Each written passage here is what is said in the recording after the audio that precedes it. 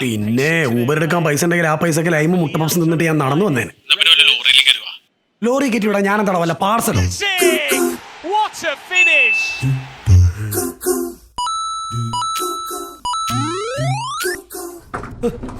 ജീനി parcel അല്ല sir, delivery. എന്നെ തന്നെ ഡെലിവറി ചെയ്യണം സാർ, ഇത് റാപ്പിഡോ അല്ല സാർ. പക്ഷെ എനിക്ക് റാപ്പിഡായിട്ട് ഒന്നൊരു ഐഡിയ അല്ലേ, നിനക്ക് ചെയ്തില്ലാത്തൊരു ഉപകാരല്ലേ? പ്ലീസ്. പിന്നല്ല.